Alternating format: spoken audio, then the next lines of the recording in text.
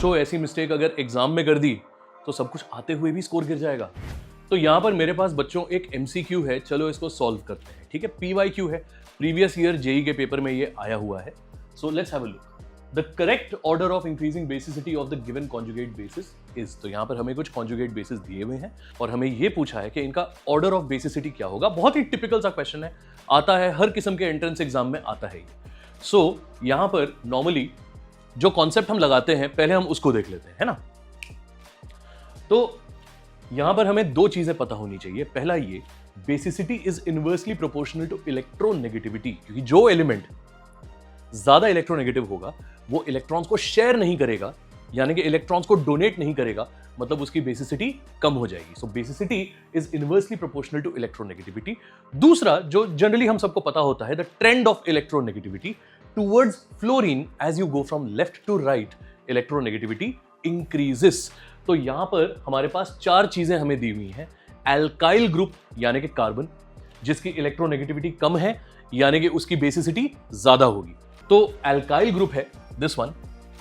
इसके बाद फिर हमारे पास ये स्पीसी दिया हुआ है जिसके अंदर एक कार्बन है, फिर नाइट्रोजन और फिर oxygen. So as you can see we are going towards more electronegative element, यानी कि इसकी बेसिसिटी कम कम कम कम होती जा रही है।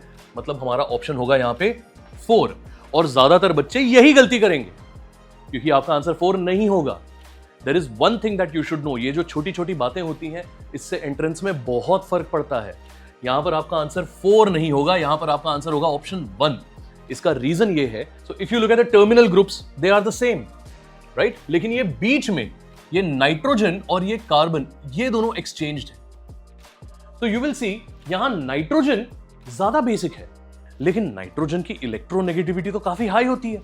लेकिन there is one thing that you should know, that is sp hybridized carbon is generally more electronegative than sp3 hybridized nitrogen. जब carbon sp hybridized होता है तो वो ज्यादा इलेक्ट्रोनेगेटिव होता है as compare to sp3 nitrogen.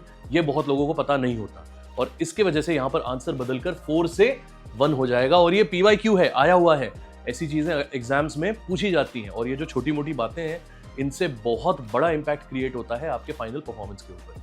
तो आई होप आपको ये कॉन्सेप्ट समझ में आया हो। अगर ये वीडियो आपको पसंद आया है तो इसे लाइक करें, अपने फ्रेंड्स के साथ शेयर करें, कमेंट सेक्शन में बताएं कि और ऐसे कौन से कॉन्सेप्ट्स हैं जिनके ऊपर हम वीडियोस बनाएं। एंड डिस्क्रिप्शन में एक इससे रिलेटेड एक्सरसाइज मैं दे रहा हूं, ट्राई करना। I am sure you will be able to solve it. Thank you so very much. God bless you all.